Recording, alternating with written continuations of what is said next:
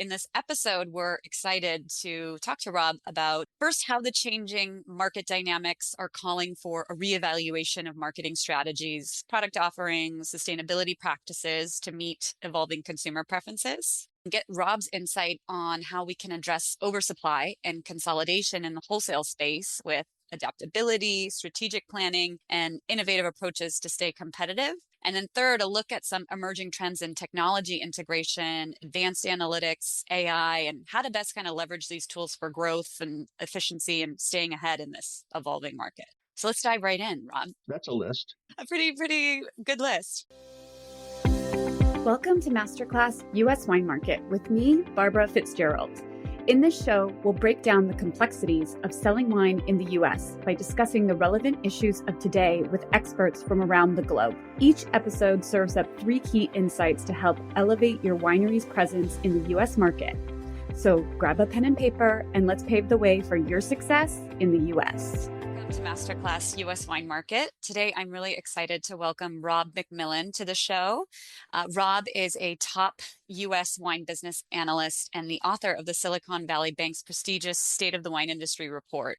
Many decades of experience, Rob's insights are coveted by winery owners, journalists, and investors. As a prominent speaker, he's frequently quoted in the press and recognized as one of the top 50 most influential people in the U.S. wine industry. His banking career has been about 35 years, mostly with Silicon Valley Bank, and in that time, Rob has held various leadership positions. He now fosters new winery relationships and provides strategic consulting to the bank's clients. So welcome to the show, Rob. It's really an honor to have you here. I know you're a very busy man, so thank you for making the time.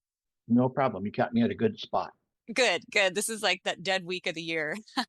Yeah. So before we dive into today's discussion, can you tell us a little bit more about your background, Rob, and how you came to work in the wine business? So back in 1992, Silicon Valley Bank decided that they were going to try to figure out how to get into unbanked niches. So we were already doing technology, which nobody wanted to do back in the 86 timeframe when the bank started. And so we said, well, let's go find some more of those. And so I was the one that was tasked with trying to set some business plans up. And so the first one I did was on mortuaries. And, everybody, I just figured it was a good thing because everybody was dying to get into that business. But, I had my boss tell me, Rob, it's a good idea. It's not one of your best. Go do something more fun. So that's how wine came to be. I thought, well, wine looks interesting. And back at the time when we opened up the business, nobody wanted to do it. We were coming out of the last demand cycle that, where we had declining demand. We haven't seen that since 86 to 93. And so this is right what we're seeing right now is right when we entered the business. And banks didn't want to do this business, but we stepped in. I thought that the business was going to take off just because the boomers whelped and because of the size of the population. And I hit it on the head. So we took off for 25 years. Not the same business anymore, but now we have 25 years of experience on it. Yeah, that's very cool. And so you were definitely like one of the first, right, to really be investing in especially the California wine industry. Yeah, we were the first. Nobody had ever thought about that. Wow. And we had a lot of people telling us, you don't want to put all your eggs in one basket. Think of the risk. Everything could fail. And A, I didn't think that was going to happen. But B, my other point of view is in a portfolio, if you have a bunch of different verticals, mortuaries, as an example, wineries, technology. And we did go that way for a while. We had TV and radio stations. We had church lending. There was a bunch of things. At one point, I managed all of it. Wow. And, the point was, if you have all of these different verticals, you might have a tough year in one or the other, but probably not all. So it was a good way to spread risk and yet still be really focused and engaged with one institution. And honestly, the work that I've been able to do in writing a very expensive report for the industry wouldn't happen if I was a generalist, because nobody would make on my side that investment in what I was doing. Right. And as you mentioned, like this report means so much to the industry. I think those of us, especially, myself, I've worked in wine industry marketing for years. I wait. So I'm like, is it ready yet? All right. Well, so we're very excited to have Rob here based on all of that experience and wisdom he has to share. So in this episode, we're excited to talk to Rob about our 3 key takeaways, which are First, how the changing market dynamics are calling for a reevaluation of marketing strategies, product offerings, sustainability practices to meet evolving consumer preferences. Get Rob's insight on how we can address oversupply and consolidation in the wholesale space with adaptability, strategic planning, and innovative approaches to stay competitive. And then third, a look at some emerging trends in technology integration, advanced analytics, AI, and how to best kind of leverage these tools for growth and efficiency and staying ahead in this evolving market. So let's dive right in, Rob. Well, that's a list. Yes, it's a pretty good list. Let's start with consumer, Yeah. because as I mentioned earlier, this is the very first consumer demand decline that we've seen in the United States since the period of 86 to 93. That was an interesting time because I started in the business actually in 81, working for Bank of America at the time. And my first loan was to Jackson Family Wine when it was called Chateau du Lac back then. So it goes back a long way. But I do remember, the mistakes that winery vineyard owners are making and how difficult that period of time is. And that's kind of where we find ourselves again. And I have to say that our industry isn't one that appreciates difficult news. We really don't like to hear it very often. Every time I go and talk to a group of people in some sort of a setting, I'll always ask, can you say something good? And I say, well, I'm an optimist and I always try to find something good, but you got to focus on the things that are issues as well. And if you don't, then you're not going to be able to fix it. And so we had this kind of love-hate relationship with difficult news. And I think at this point, we're probably, when I talk to all the analyst friends of mine, I think everybody's finally in alignment that this is happening. You see it in all the numbers. You don't have to guess anymore. You don't have to predict. Some of these predictions I've been making for well more than 5 years. I made a prediction in 1919. Pardon me, I'm not that old. A long time ago. Yeah, 2019. That we were going to slow down in the next 5 years, and we need to temper our growth expectations. So, oh my God, can't tell you how many people were irritated about that. But the truth is where we are right now. It's a very simple thing. It's just math. If you look at the generation over 60, they came to wine because beer and spirit sucked. They weren't good at that time. And so, premium wine just took off. And plus, it was very affordable at that period of time in the early 90s. There were very few Napa Cabernets over $25 back then. Yeah. Acre of land back then was $25,000. Today, it's like $450. Wow. So, it's a very different business. But we were going through the same things that we see today. And, eventually we got out of it. But how we got out of it is the problem.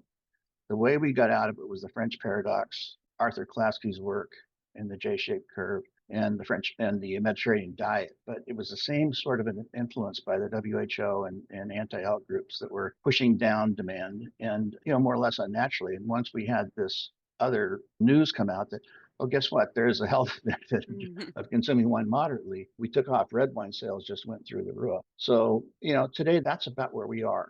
And so, in my opinion, we have a choice to make is, are we going to, look at the market and adapt to it? And just on the math part of it, most of the boomers now, I think actually the oldest boomer is 60 now. Sorry, I might have said that backwards, but the whole youngest boomer, boomer, yeah. Thank you. Yeah. The whole boomer category now is over 60. And first of all, boomers have more than half the wealth in the United States still. So they're the heavy spenders. They're the ones that have propped up the whole category. And actually in other categories, you see the same thing happening in luxury sales. Mm-hmm. And so it's the same sort of a transition that has to happen when you move away from a dominant group. And it's not that this is a mistake that a lot of people make. They say, well, we have to bring in new consumers. Well, when you look at the data, when you look at the population and the preferences that are out there, when the report comes out, you're going to see it's really age 30 to 46. That's where the population bulges right now. And most of that is millennial. I just don't like using the term. I'd rather get down to specific, age groups to the extent we can. Right. And right now it's 30 through 46. And the issue is when you look at it, they drink across categories. So they drink wine, they drink spirits, they drink beer, they drink other, they smoke cannabis or take it and ingest it in various forms, mostly flower. And so it's just not the same as my generation. I am over 60, but in my generation, we liked wine, we didn't like anything else. And so there was a period of time where that's all we had. And, now today you find my generation drinking across categories too, more because the other categories have done better. Right. So today we're moving from this period. Well, let's just say that our index out of 100 is 60, and the index for the younger consumer that I just mentioned is 30 to wine. So we're Right. moving from that 60 index to that 30 index. And every single year, we're making one more step toward that. And people feel like it's kind of a violent change. And in some regards, it is. What we're going to go through now in the next many years, actually, is about 2.5 million boomers per year dying, going to the great tasting room in the sky, and a little over 4 million new LDA consumers, legal drinking age consumers, coming into the category. And the youngest consumers today are drinking less, period. They're Hmm. abstaining. Dry January is dry March, dry April, dry. Yeah. And we still have, I think, work to do to figure out exactly what that means. But the fact that that category that used to be the experimental category, you saw them over indexing on alcohol consumption, overall, that's changed. And so there's going to have to be some work done in that. But Yeah. there's no question the preference of those consumers that are 30 to 46, they like wine. They actually like wine. Now the question is, are we going to market to their values instead of the values of the older generation? Well, I think that, anyone that's been kind of regularly following the Silicon Valley Bank report and your analysis of it is you've been talking for a long time about the need to kind of change the marketing to meet the values of these younger, we'll say younger than boomer Yeah, everybody consumers. younger than 60 now. Yeah. So do you have maybe some strategies, like what a winery can do best to adapt their strategies to appeal to this kind of younger and also more diverse consumer base that is also maybe less brand loyal than the boomers were? Well, there's, yeah, probably two things. I mean, one thing is we're in oversupply now. And when you're in oversupply mode and you're still having declining consumption, which we do now, it's really hard to catch up with that bubble. What you'd rather see is less volume coming into the chain and more consumption of what's coming in to reduce that bubble. So that's a part of the issue. And so the salve, if you will, for oversupply is always discounting. And that's already happening. We're already seeing. So that's one of the ways, and you'll see it. You can see it right now in if you go to Costco or you go to Trader Joe's or any one of those kind of discounting stores. You'll see wines that are appellated like Oakville that are Hmm. selling for $20. But you can't. That doesn't make any math sense to do that. So the only reason you would do that as a producer is to move that away, Hmm. just to kind of clear the decks. So we have some deck clearing to go, and we'll see those kind of things happen. We also, though, are seeing this is a difficult piece of information to get, but white label products, those products that go through like Aldi, Lidl, those specific kind of brands, we think, to the best of our knowledge, that they're growing at double digits. So that speaks to the pricing dilemma that the industry faces. So part of this is naturally is the market's going to take over, and we will see price reductions. It doesn't mean across the board. Don't expect to see your favorite Burgundy going for $100. It's not going to Yeah. happen. And you won't see a collapse in prices at the high. We will always have the wealthy, and so that's not really what's going to happen. Well, the rest of us, though, the rest of the industry has got to start focusing on the difference between my generation and the younger generation, and they're substantial. I'll go back just a number of years now, but just before COVID hit, I was standing on a stage in Walla Walla or Redmond, somewhere around Eastern Washington, let's just say that. And my final line was, wine, it's what the young consumer wants. They just don't know it. And by that, what I mean is, as one of my friends said, for God's sakes, wine is plant-based. Yeah. Yeah. And so, that gets back down to the values. What does the young consumer want? Well, they want natural, they want good for you, they want plant-based. They choose to drink. Right now, they're drinking spirits or beer before wine. Their preferences are more toward that. And so, how do we change that notion? Well, it's marketing, and it's marketing 101. It's not just about pricing. That's a part of it, but they're looking for values. And to the extent that we're seeing the private label head up so strongly, that's another message. And here's one other one that you see is that the very first time that I can remember is that the volume of white wine sold exceeds the volume of red wine. Yeah. And why is that? Well, I'm making this up, so this is just a guess, but it makes sense. Is that white wine is less expensive generally. It may have lower alcohol, and it's a little bit easier to drink as an entry level product. And if you want to go buy a bottle for $25 or $15, something, you can kind of get a start on the product without having to go buy a $50 bottle, and when you'd rather have a pair of shoes. That's the kind of stuff that we have to rationalize for that younger consumer. We have to give them on ramps. That's part of it so that they can explore the category. It's a very, very big category. But we got to find simple ways like we did, back in the late 80s, early 90s when we came out with fighting varietals. It was Benziger that did that. A Yeah. lot of debate whether it was Benziger or Mondavi, but it was Benziger that did that. And that's when we had Chardonnay, Cabernet, and other varietals added to the place where wine was made. Prior to that, we kind of stuck with the place where wine was made, like Europe, but Right. it was so confusing that took it down to kind of like Scotch, gin, bourbon. it, Hmm. it, it was it was like that. So it was enough small categories that you could kind of make sense of them in your mind. And Yeah. we've got to find that again so that any consumer younger than Yeah. 60 can now start to make more sense out of it again and start to pursue a path down a channel and then, find that next separation point. So you mentioned, about that these consumers really like the idea that wine is a natural beverage, this kind of like farm to table, farm to bottle type idea. So especially for US consumers, how important is sustainability for the future of anyone selling wine in the US? And what practices should wineries A, adopt, and B, really be communicating with consumers? Social responsibility and sustainability, they're overused terms, but they're both important. My experience is that they both have a cost. And I don't think, generally speaking, the younger consumers that want to see a healthy earth and everything else, they may pay a little bit more for it. But, when it comes to their budget, that's a place where they might make a second decision and say that, well, the most important thing is, probably first color, red or white, and then second, probably price. And so that second part of it probably won't make as much a difference. But I don't think we have to change as an industry, is my point, is Mhm. you already know where the grapes are grown. You know how simple the process is. I mean, the grapes left alone will have native yeast on them. And if they squish in a bowl somewhere, it'll turn to wine. I don't know how good it'll be, but it'll turn to wine by itself. So if there is a natural product, it is natural.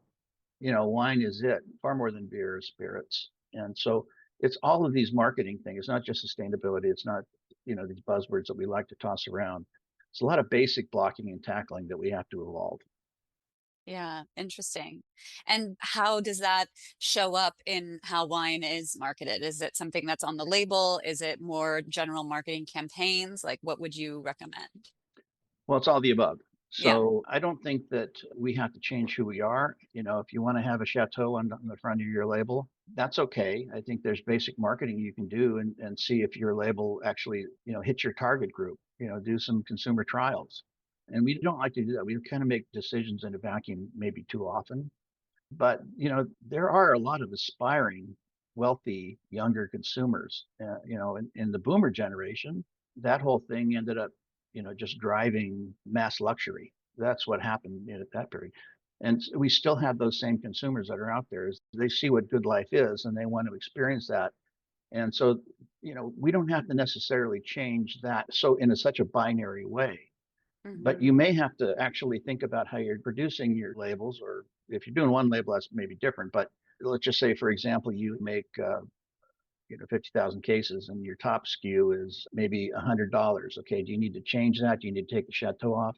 No, you might have to shift the volume down. You might have to squeeze the volume down a little bit, and then you might have to take the extra juice that you have contracted or growing and shove that down to another label. And that other label might have things that are on it that would appeal to that other consumer that does understand wine, but they're looking for that entry point. They're looking for that thing so that wine can be more of an everyday thing for them. They're looking for those reasons. It could be sustainability, it could be social equity. There's a lot of things it can be, but that's where we have to get down to test marketing with your consumer group that you're looking to hit instead of guessing. Yeah. I can kind of make some guesses, but I'm not 30. I think you're so right. The test marketing and then also really listening to your consumers too. Because, if a consumer starts telling you, through their purchasing habits what they want, but you're not adapting to that, then, that's creating the same issue as not testing and, Yeah. not landing with them. Yeah, I mean, we wring our hands because sales are down. What are we going to do with that? And just this is a frustrating point for me, but starting in 2019, me and three other analysts just donated our copious free time to get a USDA marketing order up so that we could actually get ahead of this. And we had $4 million, pardon, was it 4 or 2? Well, we had millions raised, let's just say that. And we had consensus from a steering group of some of the smartest people around. And once we announced it, a single winery that had a strong voice got in the middle of it. And I don't know how they did it, but they canceled it. And I think that winery probably today might regret that, or at a minimum, they'll try to do something different at this point because now they see what we were doing was probably Right. a little prescient and ahead of times. But that's also one of the issues that an analyst might face Mm-hmm. is you want to be ahead of things, but you're always going to be wrong.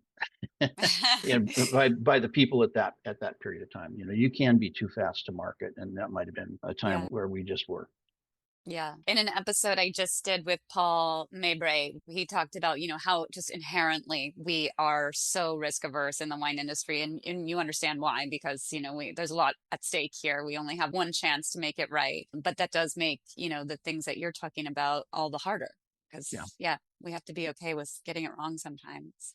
Yep. So you mentioned, that when boomers really came into wine, it was because also the other options they had, beer and spirits, were not that good. But now that in this day and age, things are kind of different in that regard, what lessons can wine learn from maybe spirits or beer that had, experienced similar shifts years back? Well, I'm sure we can go back and look at some of the things that both did. I remember back from it's going to really date me now, back from the 70s and the 80s. I remember the light beer commercials that were incredibly entertaining that were being aired on Monday Night Football and other such venues. And they used a lot of athletes. Many of them retired, and they made a lot of jokes. John Madden, everybody knows John Madden if you're a football fan still, because there's a video game now that Yeah. people play. Maybe they don't even remember who he was, but he was, as a coach, and they used him a lot. And so that kind of face marketing, if you will, attaching a brand to somebody. There are a lot of NBA players today that either have wineries or outspoken about wine. LeBron James, for one, who's probably one of the most, if not the most famous basketball player now in the world. And so, being able to leverage those guys, I'm sure that they would like to share what, the love that they have for it. And, finding a way to use those guys would be good. Yeah. Again, going back, I would say the biggest mistake that we've made is that once we came out late 80s, early 90s with the French paradox and these other things that drove wine sales, we thought the science was settled. And that was the mistake we made, I believe, is because by 2010, we could already see the influence, this anti-out group, which is very stubborn, and they're very well funded, and they're not going away. And somehow we just ignored them for that period. So that would be a thing that I think we should learn. We should always be more aware of as an bev producer, that there is another side to the story, and they're well funded. And it's tricky because a producer in the United States can't claim health benefits for wine. So it's tricky. You have to walk around that. But for me personally, I'd say if you want to drink, wine is the healthiest choice. That's the way I would frame it up. But how you actually put that out in the marketplace is a It's detail that is a difficult. little more Yeah. complex. Yeah. I think leaning in, yeah, we definitely can't say that wine is good for you, but also, No, we don't need to say wine is, there's many things that people do very regularly that assume some level of risk. Like we if you walk go out the front skiing, door. yeah. So it's just talking about, how this fits into the enjoyment of life, like the Yeah. lifestyle piece. And we Um, have, that's a really great point because years ago I had one of my now close friends, Dale Stratton, who used to work for Constellation. He told me, the thing that we're missing is occasions. We're starting to become a more diverse culture, and we're not just European and Caucasian anymore. And we have to be careful about losing occasions. And I thought, that just sounds like dumb. But he's right. It's not just necessarily culturally either. And I believe this for a long time too, is that wine will always be okay. You got to be careful with those sweeping generalizations, like always. but wine will always be okay because it goes with food. Well, guess what? What People are food? drinking cocktails and beer with food now. And Yeah. I walked into a restaurant last night with my wife, and on the left side of the menu is, fold out book style menu. The left side, the top part of it was craft cocktails. And then there was, after craft cocktails, there were traditional cocktails. After traditional cocktails, there were beer. And this is an Italian restaurant. There was no wine on that front list. you Wow. you could get the wine list, and the wine list was pretty good. This is Napa, but there was no like buy the class program even, and that's another problem that we face just because of price. Is Right. that a lot of buy the glass programs are putting in inferior juice just to hit a price point, and that's not helping the situation either. So it's Yeah. pretty complex. Yeah, definitely. Well, I want to ask you one more question before we start to wrap up again, given all of your experience. But as Italian wineries specifically are really embracing at increasing levels e-commerce and direct to consumer sales, which here in California has been really a lifeblood for some time, what advice would you give them? Like strategies they can employ to create better online experiences or just fostering customer loyalty and driving growth? But what do you recommend for them? Well, to start, we have to recognize that about a third of wine consumed in the US now is foreign. So, really, the US market hasn't had to worry so much about that because we had so many consumers that wanted to consume. We were actually short. So, we've allowed that to happen. But I think when you look at the importers at this point, especially European and probably New Zealand as well, they both hit a spot for the consumer.